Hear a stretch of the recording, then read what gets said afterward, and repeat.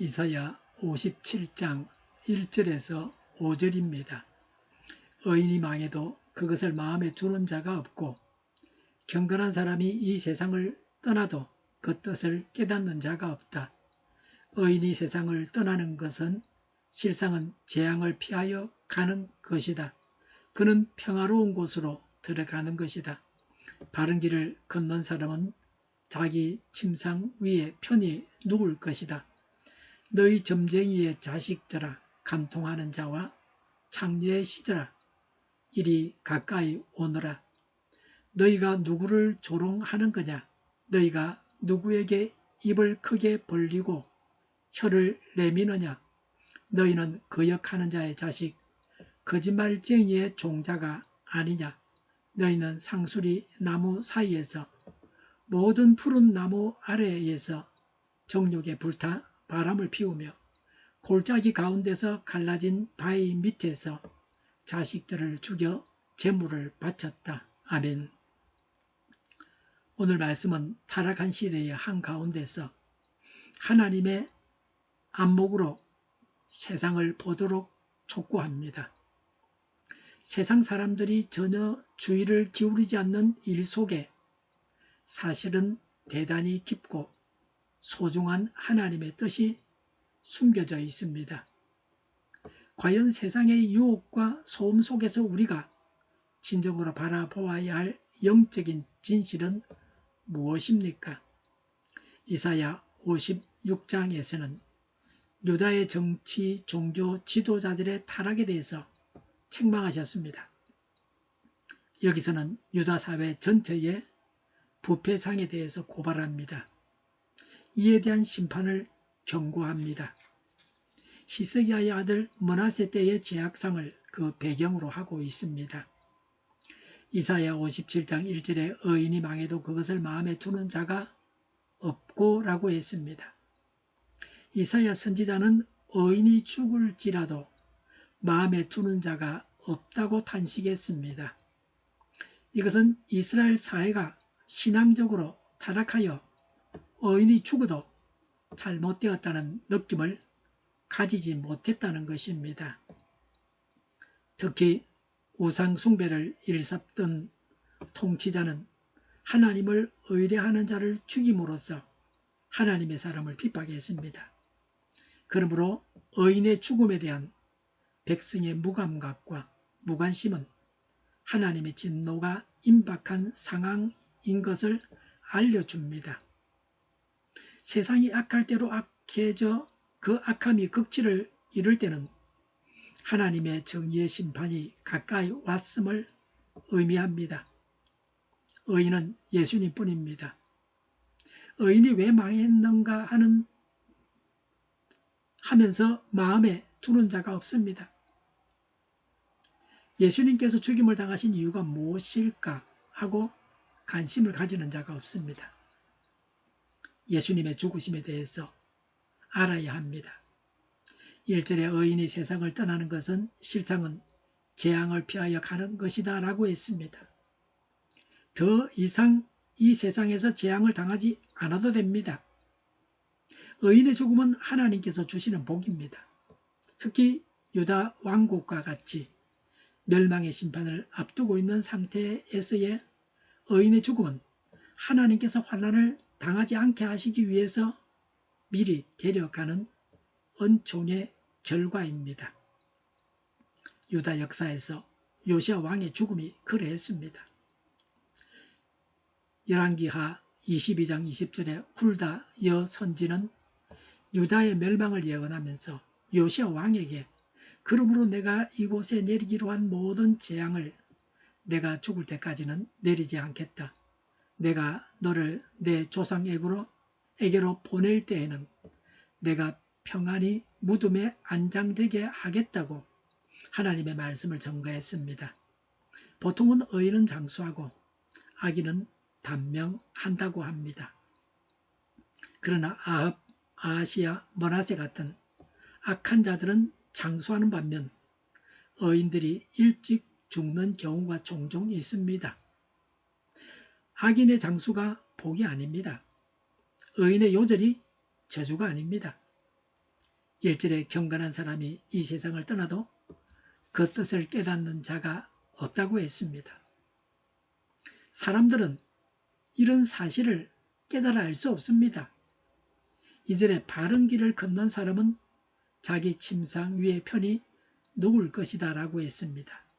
하루 일과를 마치고도 편히 안식할 수 있습니다. 의인이 하나님 안에서 안식합니다. 죽어서는 영원한 안식을 누립니다. 이사야 57장 2절에 그는 평화로운 곳으로 들어가는 것이다 라고 했습니다. 의로운 사람은 죽어서 영원한 안식에 들어가 편히 쉬게 됩니다. 의인은 죄악된 이 세상에서 살면서 의를 위한 많은 핍박과 고통 속에서 살았기에 하나님께서는 그 영혼이 평안히 거하도록, 평안히 쉬도록, 평안히 살도록 복을 내려주시는 것입니다.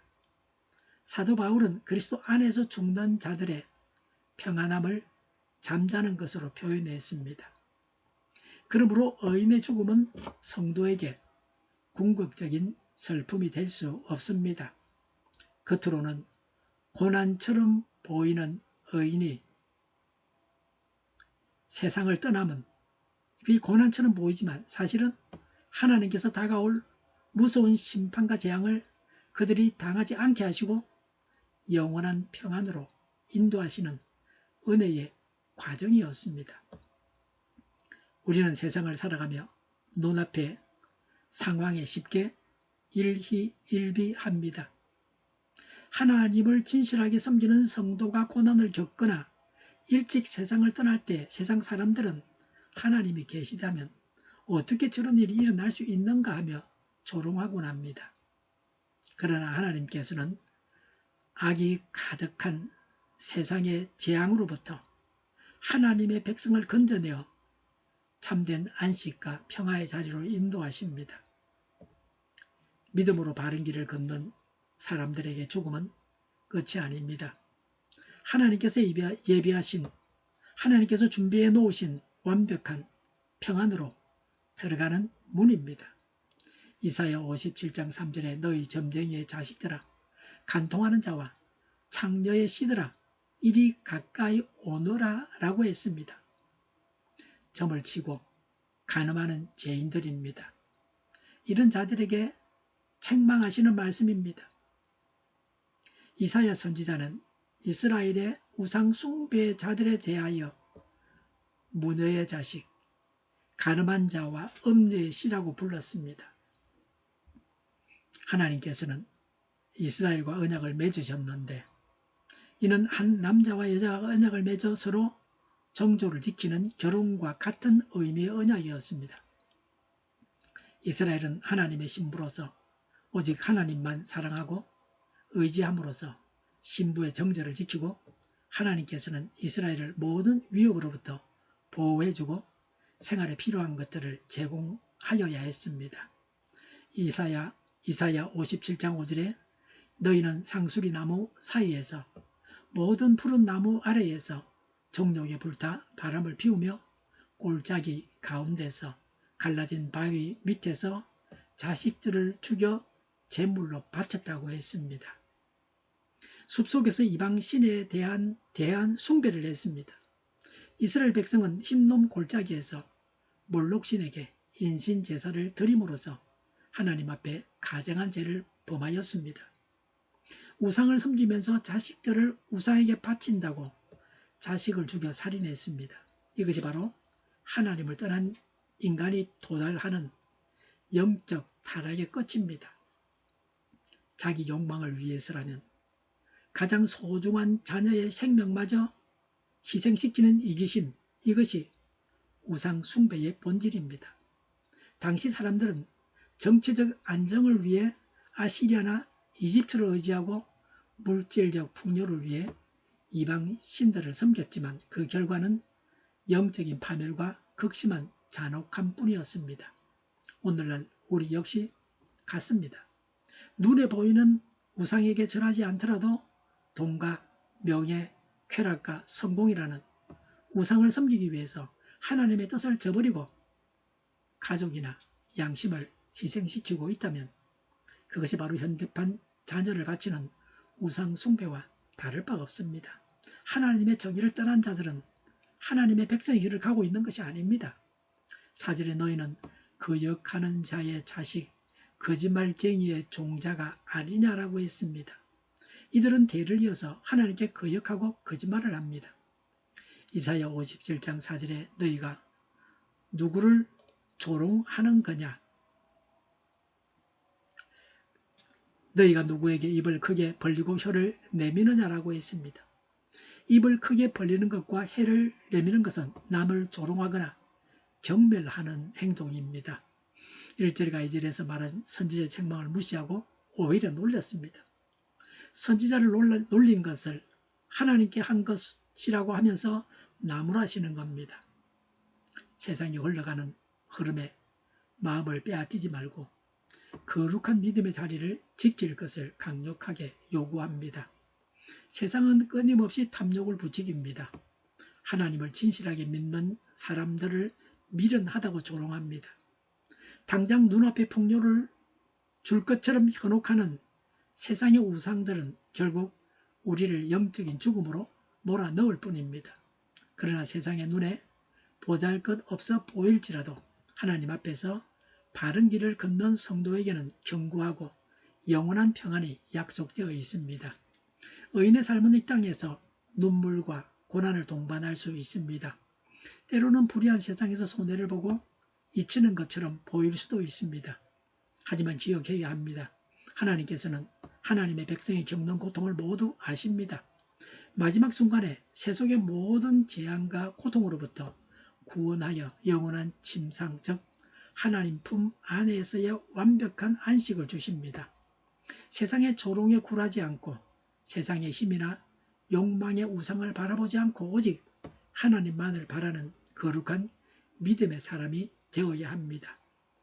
눈앞의 유혹을 거절하고 하나님의 뜻을 따라 묵묵히 정직한 길을 걸어갈 때 하나님께서 친히 세상이 줄 수 없는 평안과 영원한 안식을 가득 채워주십니다. 예수님께서 죽임을 당하신 이유를 알아야 합니다. 예수님께서 죽으셔서 우리 죄가 용서받았습니다. 용서받은 기쁨을 가지고 하나님께 감사해야 합니다. 우상을 섬기지 말고 하나님만을 경배해야 합니다. 하나님은 예수님을 믿어서 의인된 자들을 영원한 안식으로 인도하십니다. 이 세상에서도 하나님 안에서 안식하게 하십니다. 하나님은 이 세상에서 천국 생활을 하다가 영원한 천국에 들어가게 하십니다. 기도하겠습니다. 사랑과 은혜가 풍성하신 하나님 아버지, 오늘 말씀을 통해 세속에 물든 세상 속에서 저희의 영적 상태가 어떠한지 돌아보게 하시니 감사합니다.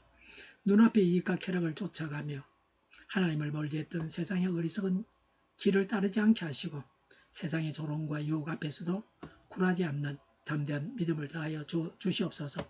세상의 힘이나 물질이라는 우상을 의지하지 않고 오직 하나님만을 나의 참된 소망으로 삼게 하여 주시옵소서. 비록 이 땅에서 바른 길을 걷는 것이 고되고 외로울지라도 하나님께서 주실 영원한 평안과 안식을 바라보며 끝까지 순종의 길을 걷게 하시옵소서. 저희의 삶을 하나님의 손에 맡깁니다. 예수님께서 죽임 당하셔서 죄를 용서받아 의인되게 하시니 감사합니다.